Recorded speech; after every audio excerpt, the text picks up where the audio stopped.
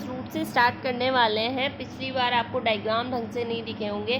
तो सबसे पहले रूट क्या होती है कि ये सीड जर्मिनेशन के बाद में पहला ऑर्गन होता है जो फॉर्म होता है, पहला अंग जो फॉर्म होता है वो प्लांट में रूट होता है। और ये रूट हमेशा रेडिकल से फॉर्म होगी, हमेशा होगी, इसमें कोई दो राय नहीं है। दूसरी बात ये है कि आपका रूट का प्राइमरी फंक्शन क्या होता है, सबसे महत्वपूर्ण उसका कार्य क्या होता है। एक तो मिनरल एब्जॉर्प्शन करती है, दूसरा वाटर को भी एब्जॉर्ब करती है, ट्रांसपीरेशन में हेल्प करती है, क्योंकि इससे ही आपके जितने भी आयंस, ऑस्मोटिक पोटेंशियल प्रेशर इसी से डेवलप्ड होता है, जो आप नेक्स्ट ईयर पर में पढ़ेंगे कि कैसे प्लांट में कैसे मिनरल्स ट्रांसपोर्ट होते हैं, कैसे वाटर का पोटेंशियल बनता है।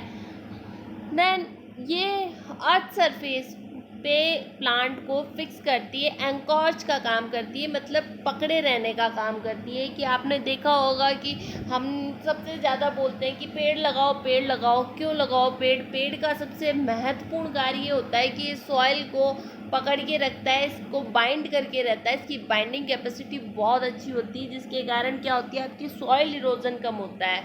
ठीक है। दूसरा ये पॉजिटिवली जियोट्रॉपिक होती है। पॉजिटिवली जियोट्रॉपिक का मतलब है धरती की तरफ, मतलब इसकी ग्रोथ होगी वो टूवर्ड्स द अर्थ होगी। और दूसरा ये फूड स्टोरेज की तरह भी काम करती है। कुछ प्लांट्स में जो रूट होती है वो मॉडिफाई हो जाती है, जिसमें फूड आपका जाके स्टोर हो सकता है, जहाँ पे कुछ समय के लिए वहाँ पे एकत्रित होकर रह सकता है।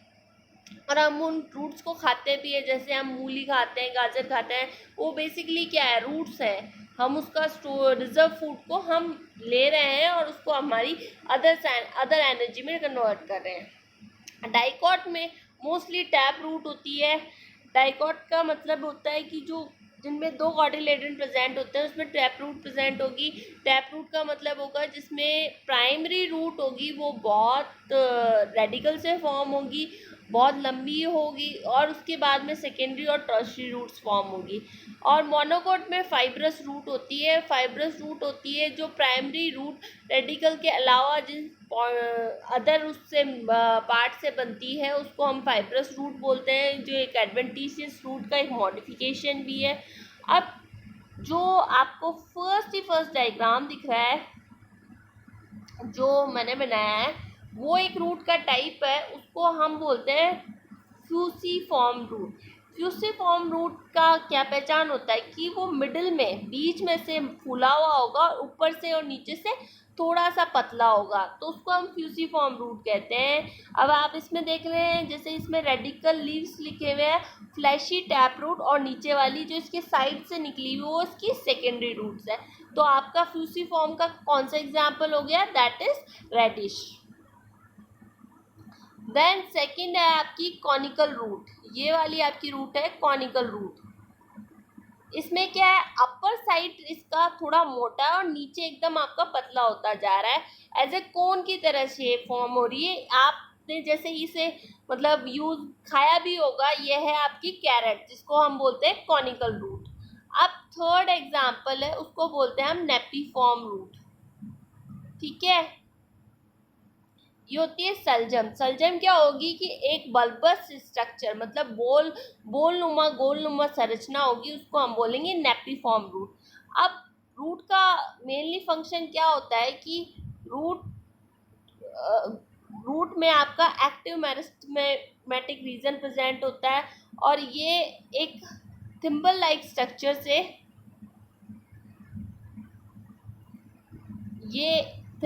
स्ट्रक्चर से कवर्ड रहती है, जिसको हम बोलते हैं रूट कैप। जो रूट कैप क्या करता है कि मैं इसके नीचे वाले रीजन का डिस्क्रिप्शन कर रही हूँ, इस रीजन का डिस्क्रिप्शन कर रही हूँ, तो इसमें फिर क्या होता है कि ये थिम्बल लाइक स्ट्रक्चर इसको मेरिस्टेमेटिक रीजन को बचाता है किसी भी मतलब डैमेज से।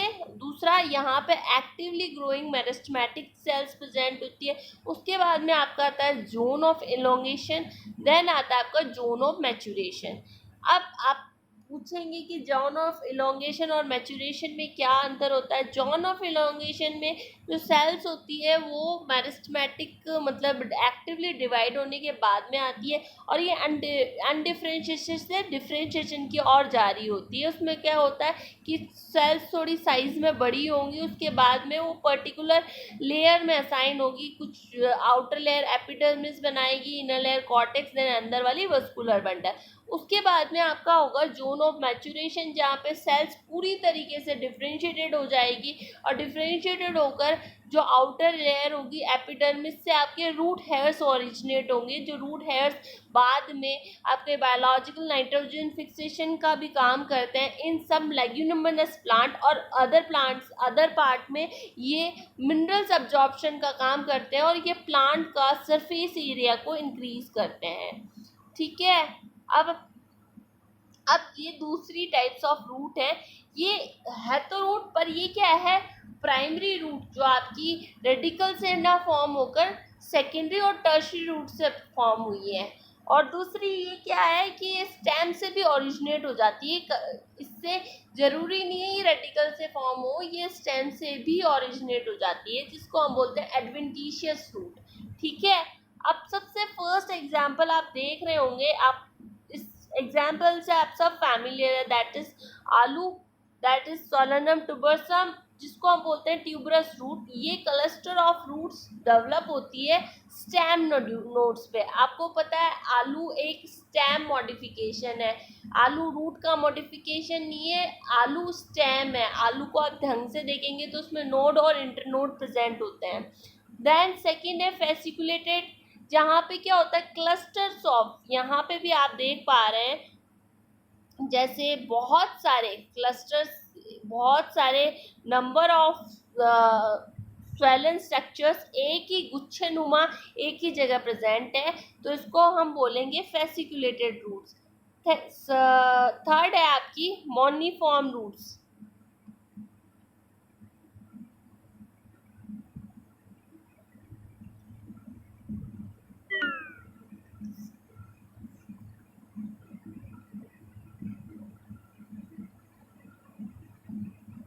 थर्ड है आपकी नॉन फेसिकुलेटेड रूट्स के बाद में आपकी नोड्यूलस रूट्स।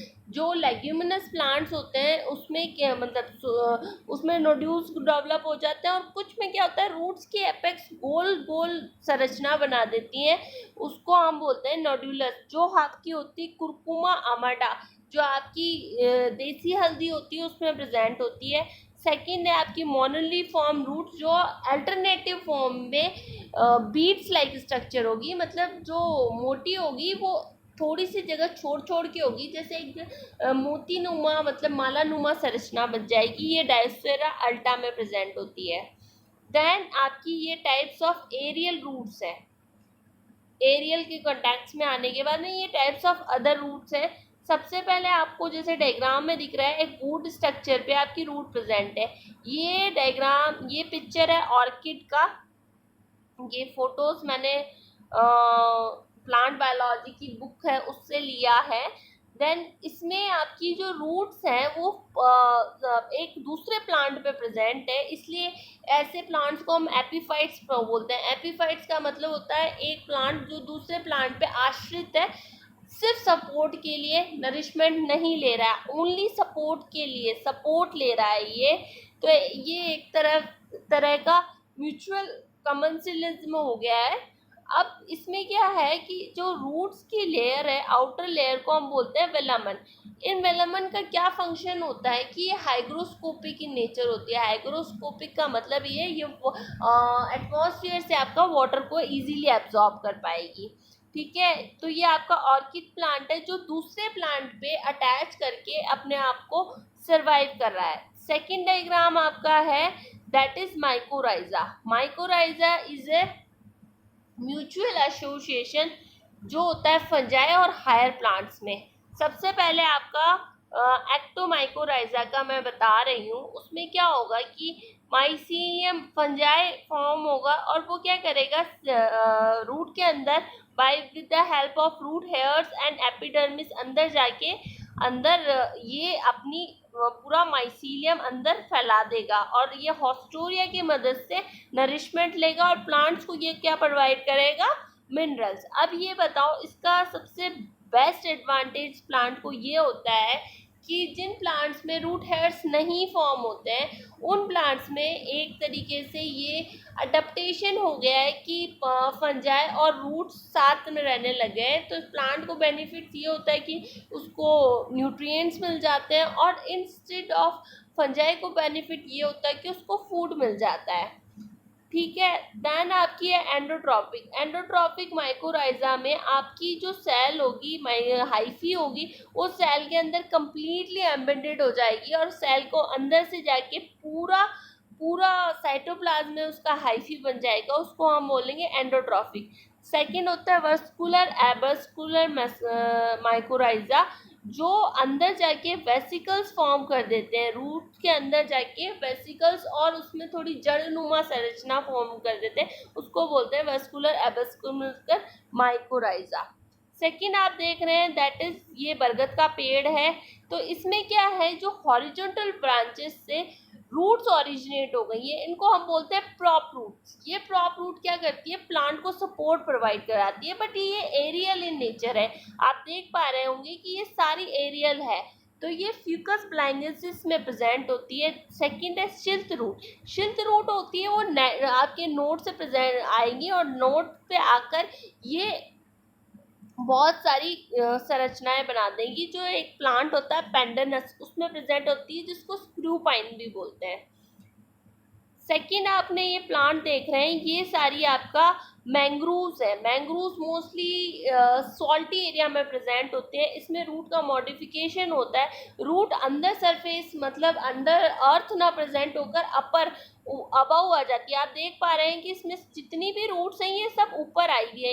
ये क्यों आई है कि सॉल्ट का कंसंट्रेशन ज़्यादा होने के कारण ये अंडर द सरफेस ढंग से रेस्पिरेशन नहीं कर पा रही थी और वाटर को एब्जॉर्ब नहीं कर पा रही थी। Just due to this nature plant अपना एक अडेप्टेशन है, अडेप्टेशन अनुकूलन है कि प्लांट्स अपनी रूट्स बाहर मतलब एक्सपोज कर देता है, जिसके कारण वो इजीली वहाँ पे क्या होता है, लेंटिसल्स डेवलप हो जाते हैं। लेंटिसल्स प्लांट में गैसियस एक्सचेंज का काम करते हैं, जिसके कारण प्लांट इजीली रेस्पायर भी कर सकता है। और उसमें क्या होता है कि प्लांट की जो रूट होती है वो एक्सेस सॉल्ट कंसंट्रेशन में नहीं मरती है, वो सरवाइव कर जाती है।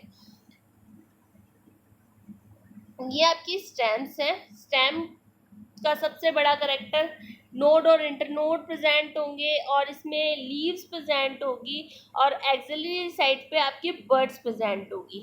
ठीक है, अब जो आपकी स्टेम्स होती हैं वो कुछ कुछ प्लांट स्टेमलेस भी होते हैं, जिसमें स्टेम एब्सेंट होती है, जैसे लाइक कसकटा स्टेम नहीं होती है।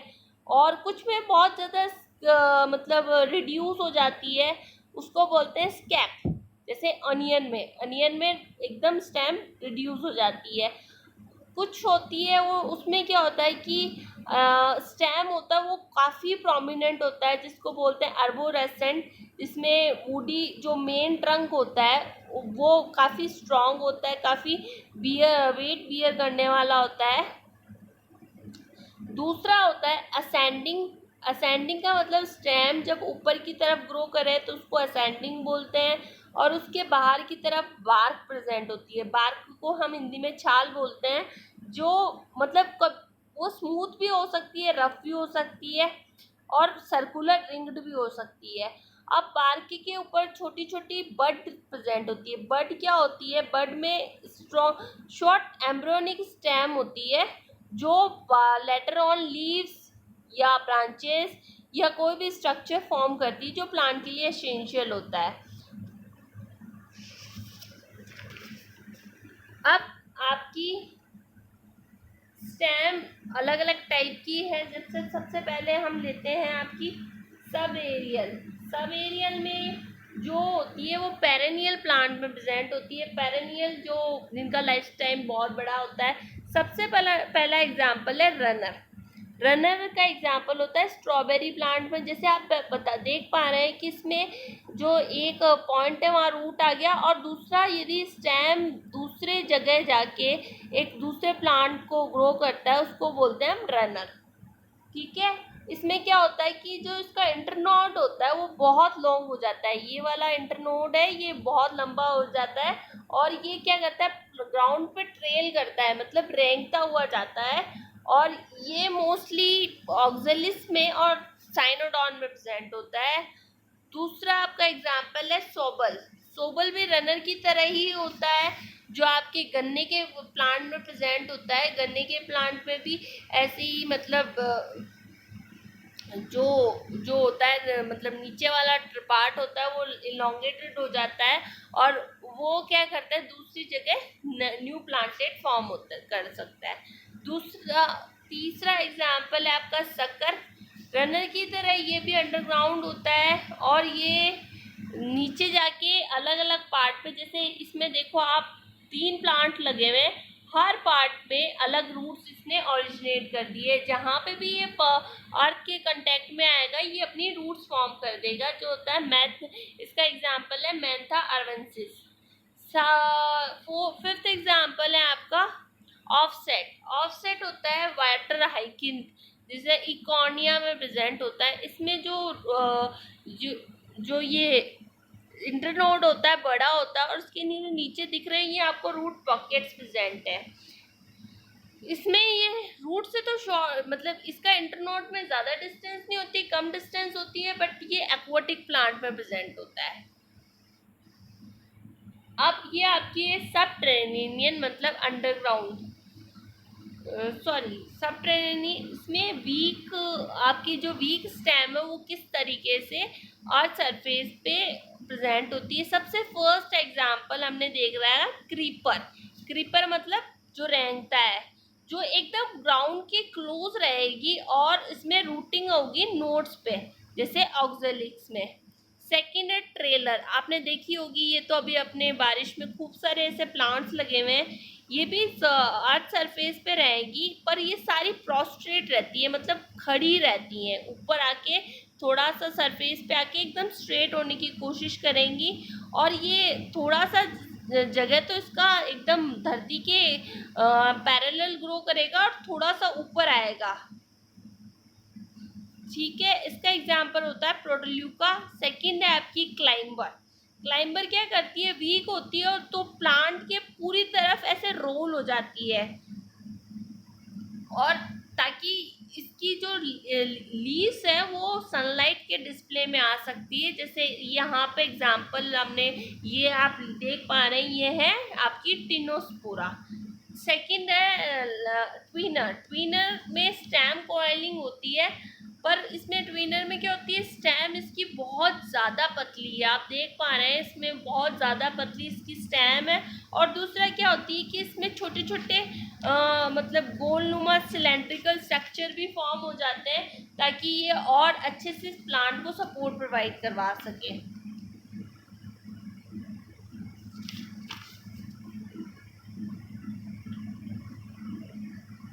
जो कॉन्वुलस फैमिली में होती है।